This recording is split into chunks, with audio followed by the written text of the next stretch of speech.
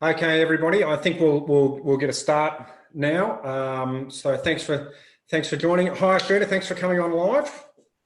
Hey, Mark. Hi, everybody else. Thanks for joining us today. Very much so. First of all, thank you to everyone for coming on. More people are piling in here, Eshita. You're very popular.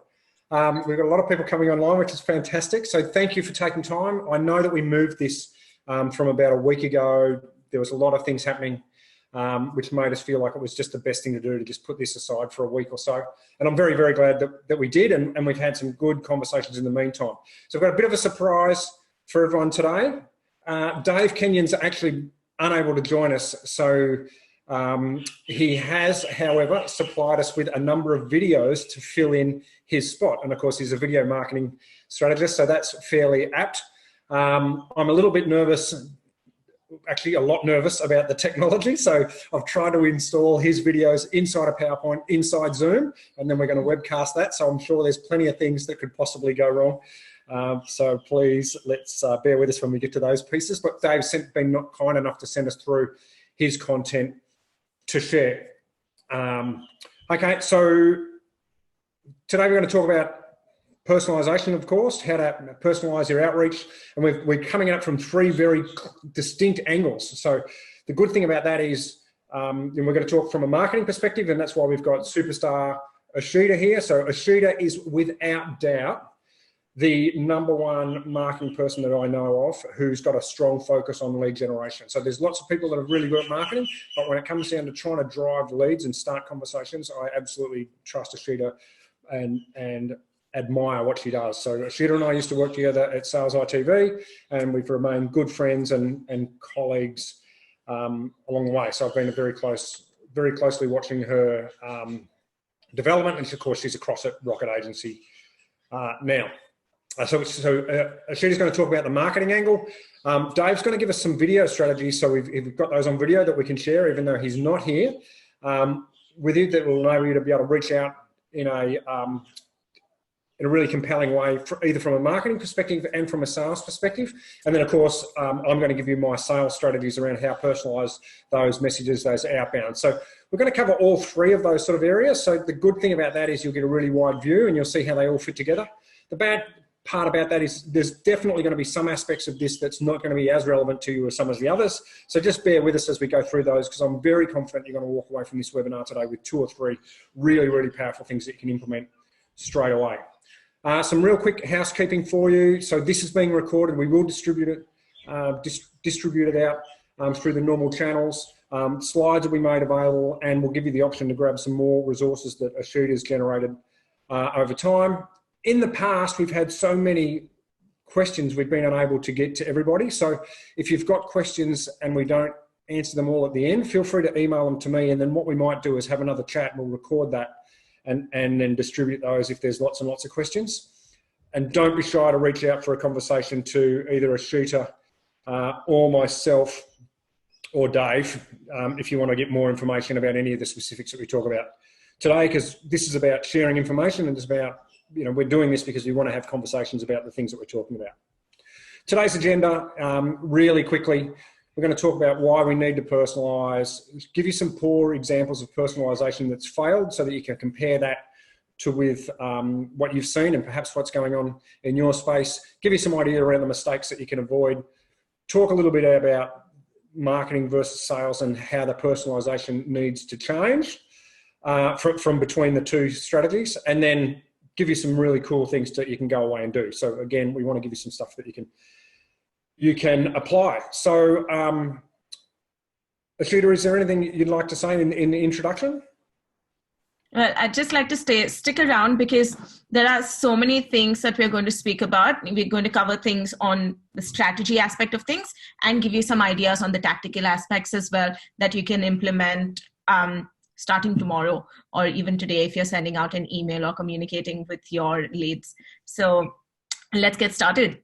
So I've heard from one of my favourite clients. They are on the webinar, Eshita, and they have a workshop booked in for this afternoon. So they're going to watch the webinar, then take away our strategies and go and figure out how to implement them. So I think that's a fantastic strategy.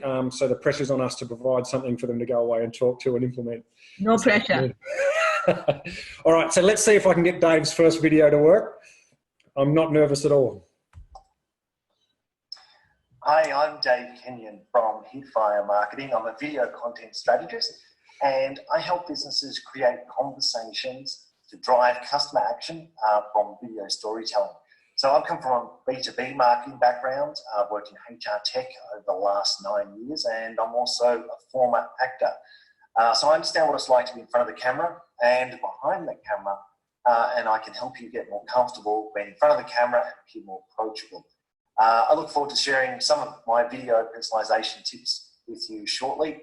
And I'm sorry I couldn't be there in person to this webinar. So I actually think it's really cool that we're getting the video from the video guy on our webinar around personalization. So that's pretty cool. Just for a bit of context, Dave and I work together, but not in the same group. So Dave actually came to our office when I was working with the startup Earned and did some interviews with us because he was working with an organization that was based in that payroll space. So that's how I first found Dave, and I was impressed with what it was that he was doing at the time. And he's got a really strong focus around lead generation and business development. So that's why I've reached out to him in this instance. So Eshita, why should we be worrying about personalization? The two big reasons for me, Mark, and the number one reason is actually to increase sales. It may come as a surprise, guys. I am a marketer, but I personally believe any marketer who feels that they're not an extension of the sales function or don't work correctly in tandem with them is kidding themselves. So personalization is key for increasing sales. You increase your engagement, you increase your click-through rates, you increase the responses you receive to those emails. And this is especially true for B2B email marketing. And that's why you need to be personalizing. And the second and the more generic reason why you need to be personalizing your emails, it's just so you don't piss people off. You don't want to come across as the person who just sends out that blanket email to everyone. In our last ebook, we did write that emails are like gifts. They're better when they're personalized. So that's the same approach you want to take with emails. I love that. Gifts are better when they're personalised, and so is your messaging. Okay, that's it. We can close up now. That's it. That's the key takeaway. I love it. So look, yeah, absolutely, 100% agree. You know, the response rates for just sending generic email or generic messaging is really low, right? So I think they're talking about 20% open rates in some instances for generic emails. I mean, feel free to correct me, Eshita, if you think I'm wrong. So you know, the good thing about personalization is it's really going to improve your open rates and your response rates, and that's super important. For me, I'm really conscious about how I look too. So if I send an email to Eshita, for example, and it doesn't hit the mark and it comes across as spammy, I'm worried about how that's going to be perceived on me as a professional, whether that be a professional marketer or as a professional salesperson in my instance.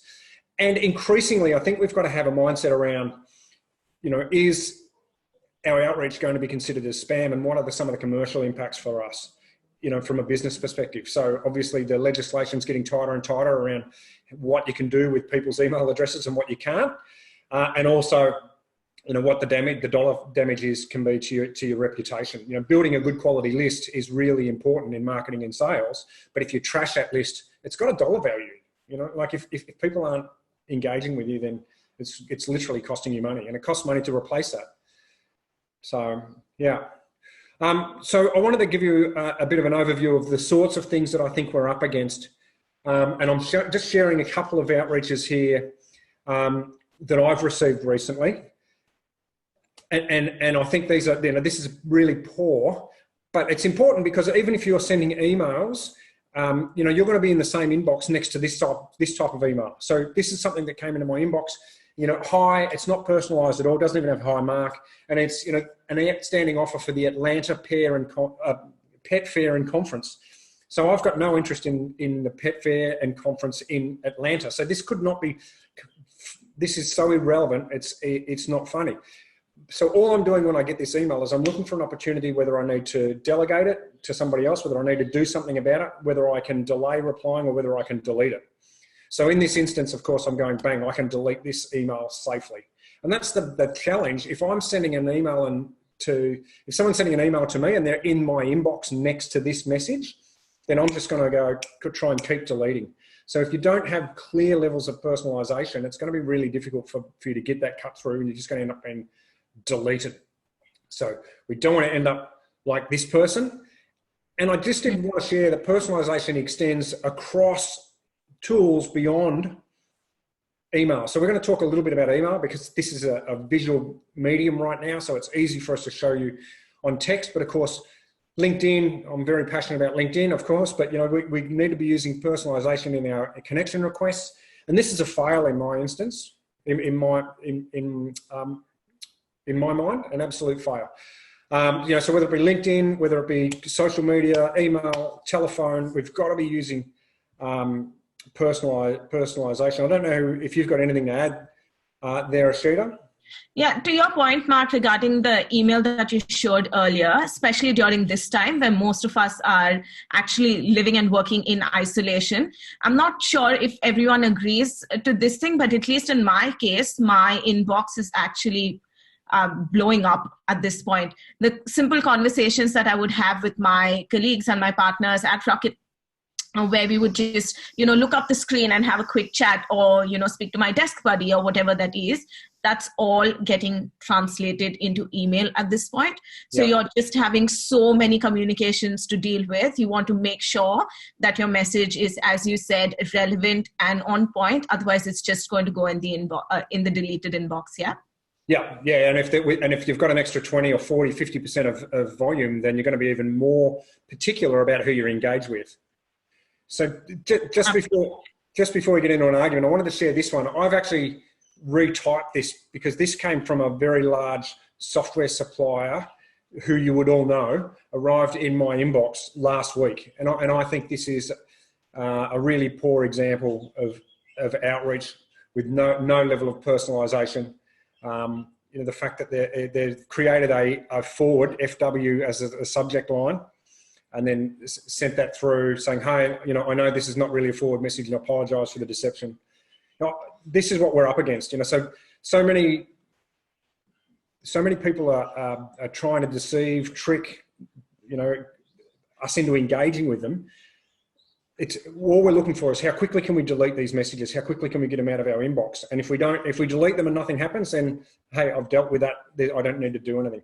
Yet there's many of us that are trying to drive business. We're trying to start conversations. We need to do exactly the opposite. We need to hit people straight between the eyes so they go, okay, this is exactly for me. Yeah. And to your point, Mark, about the forward message, this is a trick that probably worked 2 years ago, 3 years ago, and probably worked really well, this one and the reply one. But people are getting smarter, so let's not rely on these old tactics to get us forward. It's not going to go well with. Yeah, and if you got one reply, you're going to annoy 99 other people. So I'd be just saying don't try any of those tricks.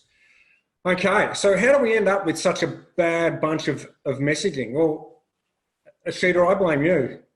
So, I blame marketing because I think as salespeople, we look to marketing for the structure of our communications around our products and features, and salespeople take that mindset and then stick it into because I'm coming from a sales perspective here, right? From one-on-one. Yeah. So they take that mindset and then they stick those words into an email and they send it out and it stinks, right? Yeah. And Mark, as someone who's worked with you in the past as a marketing professional, I would say that is slightly harsh, if not very much. To be honest, marketing professionals in general are not necessarily perfect. None of us are, but it does take two to tango. So sales needs to hold some accountability and blame for poor marketing or people not responding to our communication.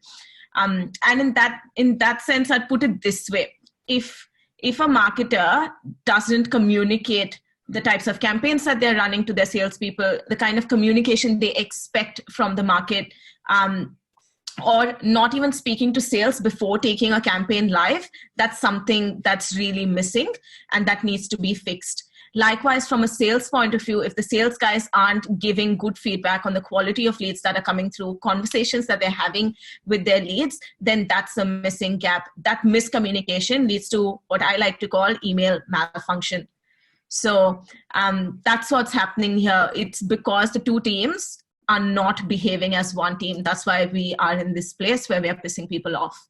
Yep. Yeah, no, you're absolutely right. Like the sale, and I can't think of an example apart from when you and I work together where people give feedback back up the line to marketing. You know, salespeople typically take the marketing message, they change it, and then they send it out to their clients, but they don't really say, hey, I've changed this message structure and this is what's working. Maybe you should have a think about it. It's very much one-way traffic. So I was being a bit cheeky. All right. So what are some of the key mistakes that you see and that we need to avoid? You're on mute, Eshita. I'm sorry. In general, for me, it's just, again, the two teams not communicating with each other, people just sending broadcast email without having a clean database and not segmenting the audience correctly. So your targeting is absolutely off market. And you can see that in two different ways. It's either with behavioral targeting, so people who have engaged with your message before, and the other one is demographic targeting, where you're actually targeting someone's job title or industry or company size. Those are all smart things, but that's where they go wrong.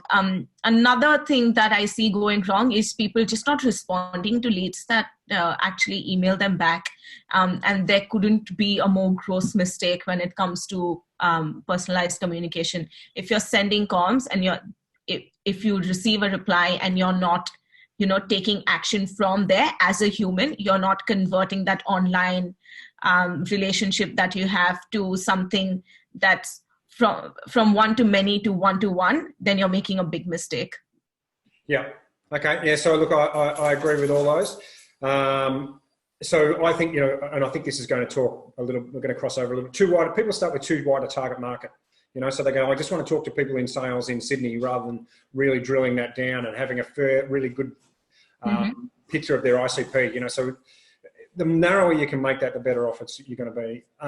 I think people use too much automation, so they try and cheat. They get a bit lazy and they think, how can we bundle all of the people that are in sales in Sydney into one thing and then try and send them a message? And of course, that's where a big part of where that personalisation is lost, and that's probably more for larger lists.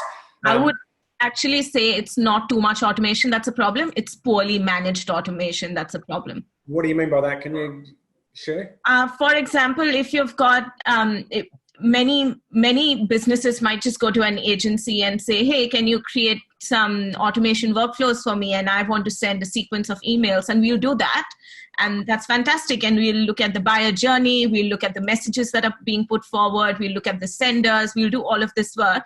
And then the businesses might just set it and forget it. And that's not the approach you want to take. You want to approach automation as a tool that makes it easier for you to reach many people at one point in time. It does not replace the need for a human to actually manage the communication and make edits based on the responses that you're getting, tweak scripts as the market changes and all of those things. So an easy example is all the communication that we have right now, which is in plain text from Rocket Agency about sales related messages, are switched off because the market isn't supportive of that. So that's someone who's going in and managing the automation. We're just not leaving it on for good and hoping that, dollars just pour in through the sky. And that's in direct response to like the current climate, COVID-19. Correct. So you've turned off your sales automation outreach. Correct, to a degree. So we are going one-to-one instead of one-to-many at this point because everyone's in a different boat. Can you give me an example of I think this is important, the stuff that you've turned off versus the things that you've left on? So what we've left on are things like, so if someone fills in a contact us form, or if someone downloads a particular resource, they get an automated email acknowledging what the action that they have done and giving them some kind of timeline or some kind of support for the next step. So if they fill a contact us form, then they'll get an indication of who would be calling them in a X amount of time. If they download a particular ebook, for example, they'll get a link to the ebook so it's easy for them to access it. They'll also, the email will also have some kind of resource at the end of it, which may be relevant to the thing that they have downloaded. So these are all brand related communication. What we've switched off are things like, hey, you downloaded XYZ yesterday. Do you want to talk about it? Because the likelihood of someone wanting to talk to us about something that they've downloaded in this market is low at this point, and we want to be sensitive towards how people are feeling. People just might be upskilling at this point. There's a lot of turmoil going on, so we're picking and choosing things that we leave on, and auditing our automation workflows to make sure that things are off. And this doesn't just apply to Rocket as a business. We're doing that for all our clients as well. So we're switching on and switching off certain ads and communication based on what's happening right now. And this is not necessarily restricted only to the coronavirus pandemic. This applies to every phase in the market as well. So do you know when you'll turn those things back on? When we feel that people are in a decision-making mode versus when they are at this point, they're in a panic mode, and that's the feeling that we're getting. So when they move towards a decision-making mode, that's when we'll switch it on. There's no hard date to that particular switch. Okay, so getting a little bit off topic, but I feel like people are a lot more bullish in this last week in particular. I've had a very, very busy week and been talking to a lot of people that are focused on is getting back to normal as much as possible, or doing business in the new normal that we understand that we're going to be in. So just to balance that out. Where we're up to, key mistakes. So, I think one of the biggest challenges here, of course, is poor research. So people are just, they just don't research, not just the individual, but they don't research the persona large enough. What's the biggest challenge right now for a sales manager or a sales director running a whole bunch of people? Of course, they've got revenue challenges, but they've also got challenges around trying to keep their team active and keeping their team upskilled and engaged, and motivated. So there's things like that where marketers and salespeople just try to look at that very surface level. They don't go deep enough, because those deep challenges that we've all got is the trigger points for around the personalisation in my mind, and incorrect use or poor use of persuasion strategies. So we've got another next one now is we're going to move into what are some of the things that we can be doing and some of the takeaways. Yeah. So this is Dave's video. I've got like a 3-minute video from Dave. He's going to share some of his video strategies. So great example of video personalization for sales. So a couple of years ago when I was getting into video messaging and video emails, I downloaded this new app called Bonjoro. And I was still trying to work it out. And about 15 minutes later, I get this video message from this girl standing on the roof in London saying, "Hey Dave, how you going? Great that you've come on board, and thanks very much for joining us. This is a great way to engage your customers, to welcome new subscribers to your blog, and to really up the action for your emails and for your video messaging." And I was just blown away. That personal connection. She said my name a couple of times. She mentioned the company I was working for. She outlined a few of probably the challenges that I was having at the time. And she gave me a call to action at the end as well. And so that's sort of the format you want to go with for a great video message, is that you want to call out the person's name. You want to make sure that you're sort of talking to something that's relevant about them. Maybe you say, hey, I can see you've got 7,000 followers on Facebook, on LinkedIn. I can see you using YouTube really well, and you're an expert at video. We can help you scale this if you like. You're probably noticing your email rates are going down, your social media reach is going down, your email opens, I should say. Look, give us a call, click on the link below, and we can help you, something like that. But always do the call to action at the end. So that's great examples of a great example of personalisation for a sales message. And look, this can be done, and I'll go through a number of tools later, but this can be easily done if you don't have the person's email, with the application I'm going to show you. This can be done if you've got the person's, if you're connected to the person on LinkedIn, you can actually do a video message via a LinkedIn if you've got a connection, and just open up your phone, hit the plus button down the bottom in the message area, and engage people that way. You might even want to do it if it's a new contact. Hey, thanks very much, Mark, for connecting with me. I hope you're having a great day. You want to know about seven ways to engage people via video messaging. I've given you a free video below, or something like that. Now that's video messaging for sales. I'll just go through to now great examples of video personalization for marketers. So if you've jumped on the Vidyard page before, which I'm sure many of you have, you would have noticed that they've got the personalization feature now, which is great. So I did this recently. I typed in my name to the web form, and instantly I got a video produced that had my name all the way through it. So you can see here, the blue hand there has my name written on it, Dave Kenyon, and it had it on a coffee cup, it had it on someone's phone as an SMS message. It had it everywhere. And sort of like, wow, okay, so this is really personalized for me, and this is the way you can actually scale as a marketer.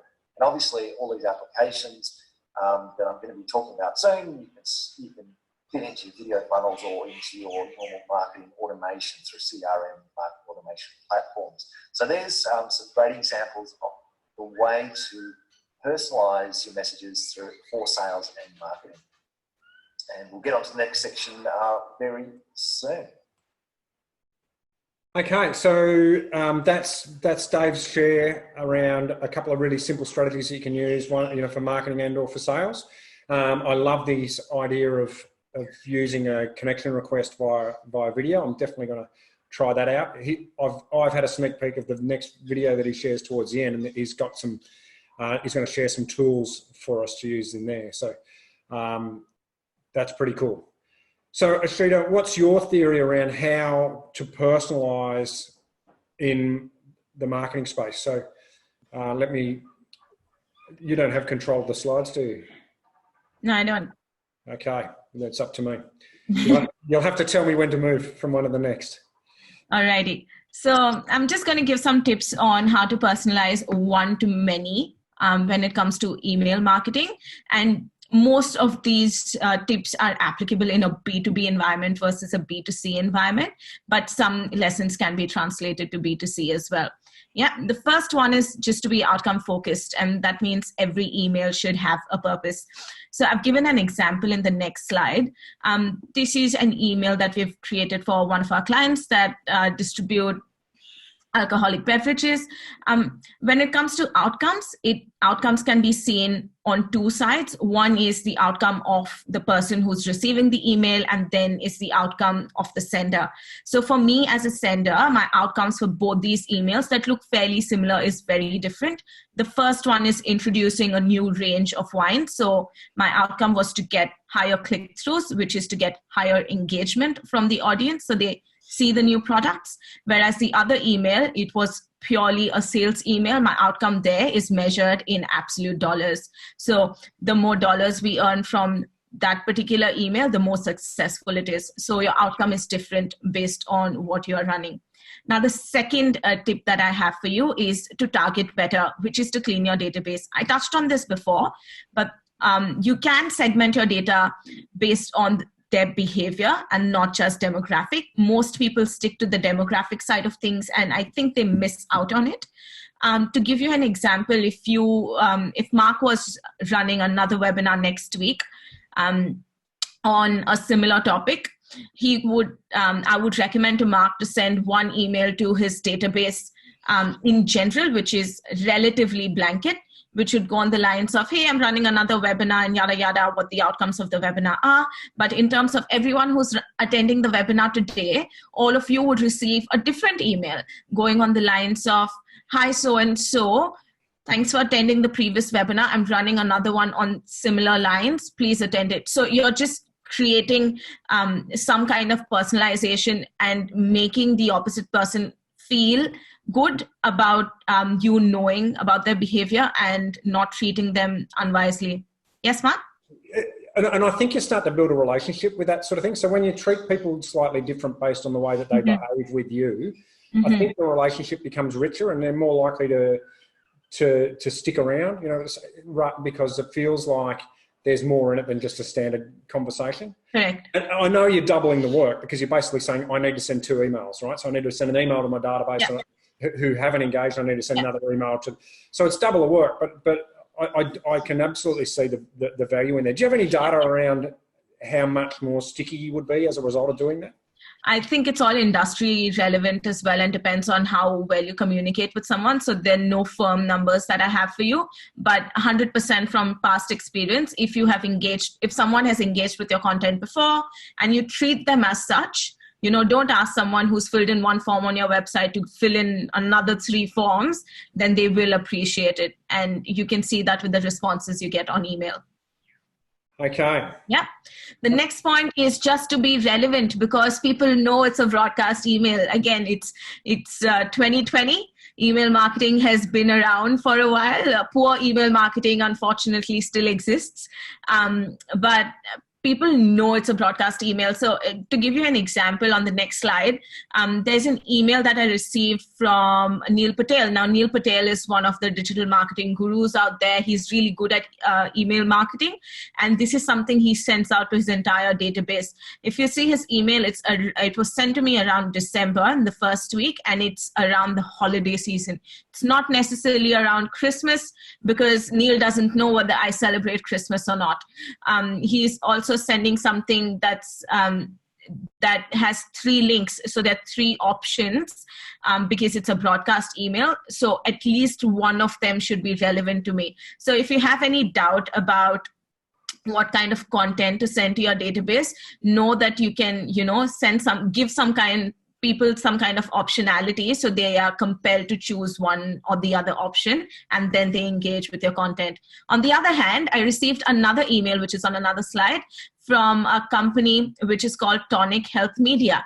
The email was excellent, to be honest. It's brief. It uses my name. It's 2 lines. It's really short. It's to the point. It's sent from iPhone, which makes it seem even cooler, but it has nothing to do with me. So in terms of the relevance, message versus person, it's a complete clash and it goes in the deleted inbox. Actually save this email because I like saving bad emails. This is a good example. So what about the spelling mistake? Were you worried about that? Not so much about the spelling mistake, and it is a trick that many marketers use as well to make the email sound more natural. So it doesn't bother me at all. So I wouldn't say you should be absolutely fussed about every comma and every apostrophe. I know there are plenty grammar nerds out there who would disagree with me.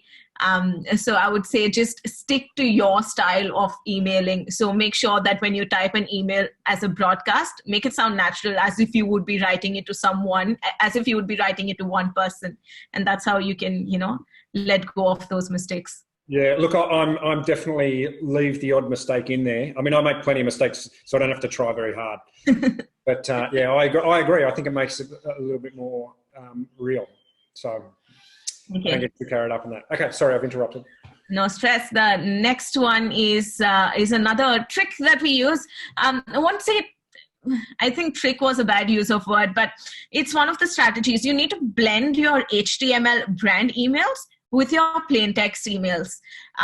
So many businesses come to us and just ask, should we send like a nice, pretty looking email with a lot of pictures and, that's properly formatted in a certain way? Or should we send plain text because we've heard plain text emails, drive engagement more than your HTML emails?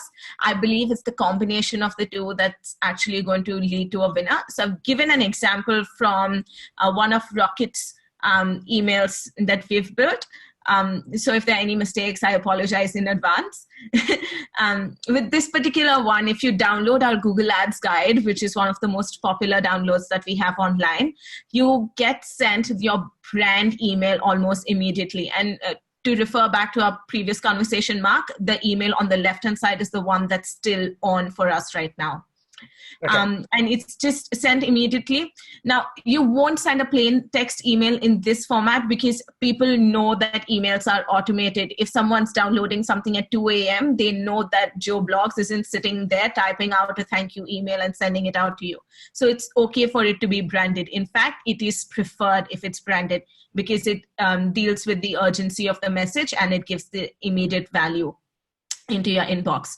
On the other hand, I've got another plain text email, which is by the author of the book that goes out on the next business day, not on a Saturday, not on a Sunday. It goes on the next business day, asking if they'd like to know more about the book and whether they'd like a light audit because it seems relevant to what they have already downloaded. And then there's a longer series that follows through with that combination. Yes, Mark. And you've got, what about the salutation there? Hi there? Yeah. Well, that's an excellent catch, Mark. That is a lack of personalization, and it's only there because I have taken a screenshot from one of my test emails for you. The there would be replaced by the person's first name in this instance. I thought I'd tricked you. I caught you, but no. Okay, keep going. All right. And then I've just got the last one, which is my last tip for you guys in terms of personalizing one-to-many emails is agree on an email marketing owner. And I cannot stress that enough. We are speaking to humans and humans like to talk to humans. Robots make and automation makes things easier for us. It gives us the power to reach many people at one point in time, but you cannot forget that if someone responds to your email, you need to reply back as a person. You cannot ignore that. So in our case, if someone does respond to an email saying, yes, I would like a Google Ads audit, I am the email marketing owner in that case. As soon as I receive that email, I would let the sales team know that there is some party that's interested in a particular service that we offer. I would take the person who sends the email and remove them off any future email automation so that they're not getting any competing messages from our sales guys on a one-to-one basis and from marketing one-to-many. And most businesses make that mistake. This is the set and forget mistake. Do not make that. Agree on having a marketing owner. Okay, so you've just gone through the theory, if you like. So now this is a bit more tactical for people who want to be able to get there and make a change. Absolutely. I'll go through this pretty quickly. The tactical tips are some things that you must have heard before as well. The first one is in relation to subject lines. Don't be too creative about them. Some people like to have fun with subject lines, but the easiest way to find good subject lines is going into your own inbox. Go to your inbox, view through what other people have sent to you, use those. Another idea is go to your sent inbox and find out what you have used before. So if you're sending out a personalized one-to-many email, then you can use something that you've used before and it doesn't sound as unnatural. The second one is formatting your emails. Depending on the email marketing tool that you're using, you may have limitations in formatting, but don't make a mistake like Joel Smith did to my inbox. The email is completely irrelevant, but I've given an example from the formatting point of view. Look at the font that says, hi, Eshita. It's completely different from the one that says, are you free next week to discuss further? So your links, your formatting is completely off. It doesn't fit well. They've used the first name, the tone of the email, the length of the email, the call to action, the link, everything is perfect there. But other than that, what's bad in the email, that the content is irrelevant to me as a person. Multiple fonts and the formatting is quite miserable, actually. So is that because people are sending emails from marketing automation tools or from inside CRMs that you end up with that sort of crazy format? It's usually marketing automation tools. CRMs usually format it in a plain text format in most cases, but there are ways by which you can fix it. One of the tips there is that we use a formatting tool that if you're typing it out on, say, Microsoft Word or on Google Docs, we'll take the script and we'll put it in a tool that strips it off all formatting, and then we paste it onto the tool that we're using. These are some of the more tactical things that we do. But regardless, once you get a good formatted template, you can continuously copy it. It'll be different for everybody else. All I'm asking is that everyone needs to be conscious about it before sending out such emails. Gotcha. Yeah. And then the last few things, include your normal email signature. So if your normal email signature has your logo on it, then make sure that your personalized one-to-many email also has your logo on it. Keep that consistent. It makes it seem more natural, more human. Keep the message brief. You don't want to bore someone to death with a lengthy email, especially when you're going one-to-many.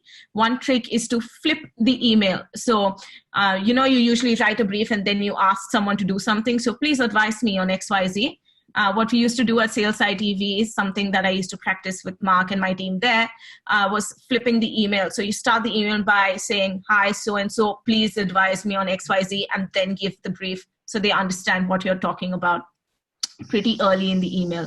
The last one is the most important one. Respond to your replies. We know so many people who switch on the automation, they get the replies in a certain inbox and then nobody actually looks at it. That's the worst way to burn a database, because somebody has taken the effort to reach out to you and then you haven't responded back. So those are my 6 golden tips, other than the 5 strategy tips that I shared earlier for one-to-many email personalization. Alrighty, thank you. There's some good stuff there. And of course, that's for the one-to-many approach. I've taken the approach from one-to-one. So that's obviously where I focus and what I'm pretty passionate about. So thinking about sending emails from, to try and get meetings, to try and get appointments, to try and get a response. So we're not sending hundreds of emails in this instance. We're probably sending something like, 10 to 20 a day at the most, if you're in a BDE type of role. So what's my key takeaway around personalisation? So there's some really clear hierarchical systems that we can put in place. So when we're using the personalisation, we should be starting to look at, firstly, at the individual. So what content have they authored, or blogs have they written, white papers, webinars, anything that somebody's actually generated is going to provide us with a really easy way to reach out to people. And we're going to get a response, because if someone's written some or published some content, then they want to hear what other people say about that. So I know that absolutely to be true. And then their activity. So if you're on LinkedIn or somebody's commented on a piece of material, they've shared some other piece of material, you can use those to start conversations with. And that's, even if the rest of your email is a large portion of it is a template, starting with that, hey, I saw you wrote this article, or I saw you wrote this blog, I thought that was really interesting. It's a really easy way to start that conversation breakthrough. The second one is the company. So if you do some research on the company, you go to their web page or go to their LinkedIn page and have a look. If you've got a premium LinkedIn, for example, you can see how many employees they've either increased or decreased. And for someone like me, that's really valuable, because I can say, hey, Eshita, I see that you've currently put on, so if you're a sales director, currently see that you've put on, you've increased your sales team by 30% across the last 18 months. How are you managing, the team's skill development over that time? You've probably got a lot of people that are really highly skilled and some people that are not so skilled. What are you doing in that space? And of course, that helps me start a conversation. So even though I may not know much about that person, I can make some guesses based on what I can see from around the business. Merger and acquisition, new raises, new products or offices, opening new offices, those sorts of things are a great way to start a conversation. And then thirdly, I would start with persona. So I think there's, first individual, second company orientated stuff, and third persona. And by persona, I mean you're making generalizations for just that type of title. So sales directors, sales enablement, that sort of thing. So you're saying, hey, sales enablement people typically have these challenges. So you're generalizing, but making it as personalized as we can. So a couple of things that I want you to really look out for. So avoid using things like schools, holidays, schools, hobbies, and sports. So it's a bit of a challenge if, the Americans seem to do it very well when they say, hey, I see you went to such and such high school, or you went to this college. That just doesn't work really well. It doesn't come across as authentic here in Australia. So give that a bit of a miss. And there has to be a very clear alignment between the reason that you're reaching out and your product. So if you sell, financial services, and you say, hey, I see that you've increased your sales team by 50% across the last year. Maybe you need a better credit card solution. Those things don't really align. So you need to be careful about that. Making it all about them and not about you, I think is a good way to approach it. And most importantly, and as a tip, personalize early on in the conversation. We don't need to personalize too deeply. What happens for a lot of people I see is they take a long time to personalize their outreach, particularly in their one-on-one. So they look, might spend 20 minutes trying to find a personalization strategy for Eshita, and they look, okay, how can I make this message absolutely hit home on all 3 or 4 points? The research is pretty clear. If you personalize the first part, and I'm not just talking about the part that says, hey, Mark, I'm talking about the next line, you're going to be able to get people to respond. So the good news is you need to personalize early. You don't need to personalize deeply. Do you have any thoughts around that, Eshita? Have you seen anything in that one-on-one space? I've found that works for me from an account management point of view. When we have multiple clients, you want to give the same message, but you want to make sure that they're not treated as a blanket client and you're speaking to them in a more relevant format. That definitely applies to me, where I would personalize the first paragraph and probably the last call to action as well. Yeah. Okay, cool. I'm glad that you like that. And the one that really drives me crazy, but it's really overused, and I think marketers overuse it as well as salespeople, and it's that social proof, the persuasion strategy where people try to use social proof, but they try to use it too broadly. And what happens is it ends up falling on its face. So, the classic is, we work with businesses just like yours. No one actually believes that, so you need to be able to say, hey, we work with organizations, we work with management consultants that are based in Sydney. We work with marketing agents that, agencies that have got 50 employees. You need to bring that down one tier closer for people to be able to believe that level of personalization is actually. I would draw it down further by naming 1 or 2 companies so that may be relevant. So I work with companies like X, Y, and Z. Works better than just companies like yours. Lovely. We didn't even rehearse this. So my BHP Rio and LinkedIn thing. So when you do that, you don't just put your best customers there, because if you're pitching to me as a small organization, you say, and we help BHP Rio and LinkedIn train their staff, I'm thinking, what? That's going to be expensive. Correct. So by using the wrong social proof, you actually make it more likely people aren't going to respond to you. I think that's a mismatch between using authority and social proof, right? Yeah. People get that confused, but I see it all the time, and I'm sure everyone else does. But I just think this is people apply these strategies with good faith, but they just fall flat and they fail. So we used this as an example earlier on as a connection request. Would love to connect. Always great to connect with fellow professionals on LinkedIn. So that's an example of a failing social proof strategy.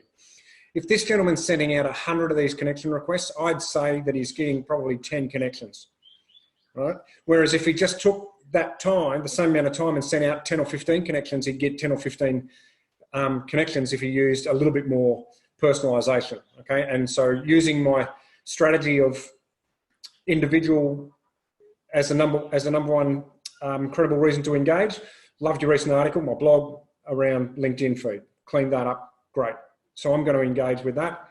What about if you don't have that level of clarity? You can't see that people haven't written a blog. You can't find anything.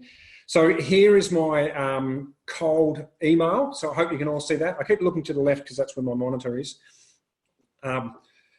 So personalization twice in the first line. So remember I said personalize early. Okay. Hey, we've talked to sales directors of tech companies. So instead of just saying sales directors of tech companies every week, bang, double personalization. You could also say, we talk to sales directors of tech companies in Sydney.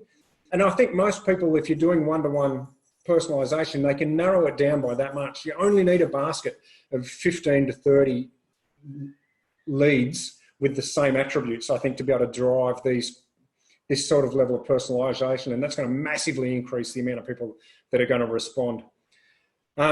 I won't read through the entire thing. I've got my social proof, the Datto, Dimension Data and Fortinet linked in there. I would also, you could delete that entire line and still have a very powerful outreach in my mind. So if you wanted to make that even shorter, I think you could. So it's a good example there. We'll share those with you. Anything on that, Eshita, before we go to Dave for his tips? I would say on the last line where you've said you'll give a person a call in the next 3 days, that's too broad a window for me. I would say I would give you a call in the first half tomorrow And if that doesn't work, let me know. So 3 days is too broad in my eyes. I agree, but I'm not sure if you've spent much time with salespeople in Australia. They're generally not that organized. That's a good point. Yes, best practice. All right, so here we've got Dave who's going to give us his list of tech tools. So this is going to be good. Okay, so now I want to talk to you about some of the video messaging, video email tools that I was talking about, the tech basically. So Bonjoro, the one that I was talking about, the girl on the roof sending that message, create from anywhere, so create from your mobile phone or the desktop, integrate with your funnels in terms of CRM or your marketing automation. You've got analytics, you've got a free trial. So this is great if you've got the email address of your prospect and works well that way. But I encourage you to jump online and download the app and have a go. It's actually quite good because you see a preview before it's sent off, and it seems quite immediate and quite fun. All right, the next one is Dub, and you can create and record from anywhere. There's email campaigns, there's integrations to social media, and when you send an email, there's a little GIF that appears within the email that obviously moves, like the one that I was displaying before. And that's sort of supposed to basically accelerate the open rates. And by all accounts, marketers are using this very effectively. Sales could step up and use this as well, I believe. So this is going to be something that's going to be really, really useful, I believe. There's a landing page builder. There's a free trial. Oh, Bonjoro, there's a free trial. It's a 14-day free trial as well. So this one I think is 21 days. And you've got LinkedIn integration, which is one of the things I've been quite excited about because I haven't been able to find a way to send a video message in a connection request. So this integrates directly into LinkedIn, and you can then upload your video into the connection request. It also does things like you're able to send a dub video via somebody who's already a connection, and you can put a dub link into the comments of a post. The last one I'm going to talk about is Vidyard. There's obviously a bunch of other video tools out there, but Vidyard's one of the most mature ones. It's a bigger platform. There's a lot there. Video creation, live streaming, video hosting, and my favourite, video personalisation. And obviously this can be used by marketing, sales, corporate comms. But yes, the video personalisation where you can put the person's name or the prospect's name inside the actual objects of a video. That's great. And the final one is Vidyard. So that's where, the final slide that I've got here is basically just showing you what Vidyard can do, and these are all the suggestions that they use in terms of software demos, marketing videos, customer onboarding, customer stories, sales outreach, and executive updates. But there's a bunch there. So this is, again, a freemium model right up to enterprise, and the enterprise goes right up in terms of monthly cost. So there you go. There's the tech tools. Thanks, everyone. Apologies I couldn't be there in person today, and I hope you're having a bunch of fun. Cheers.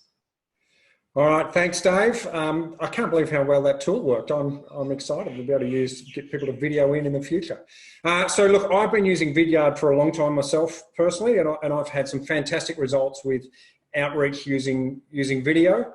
Eshita and Dave sent me Dub. We played around with Dub a little bit, and I really like the way that presented inside my email. So if you're thinking about giving that a try, they would be the two that I'd be happy to recommend. I haven't tried Bonjoro, but somebody else has also suggested I should use that. Eshita, do you have any ideas, concepts, experience around video that you think might be helpful? I think there are many other tools out there, even using Zoom, as simple as that, to record yourself on the screen and then sending that could be an easy start if you're too nervous to try a new technology. But I would say give this a good shot before you go ahead. And then depending on the product that you sell, you might want to, screen grab and just share your screen with the voiceover on the back. And there are many other free tools in the market for that as well.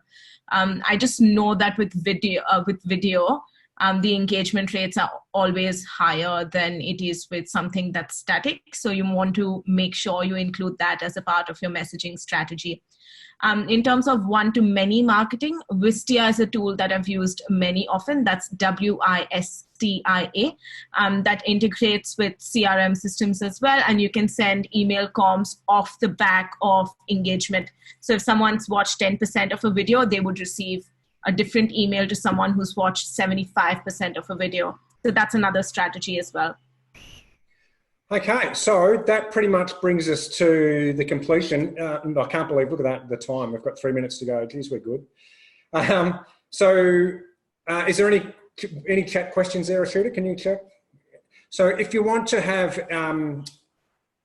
if you've got any questions, feel free to shoot them through to us individually or to me, and then I'll send them out. And what I'm thinking of doing is getting some of those questions, and maybe Dave, Eshita, and I will just have like a 20-minute conversation. We can answer those questions in quickfire and provide some really strong relevance around each of those questions. So if you've got anything, feel free.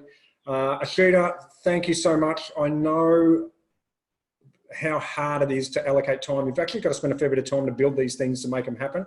And you're sharing a whole bunch of IP for absolutely free. So, and of course I can thank Dave, but he's not here. So I really appreciate it. Anything to say in closing?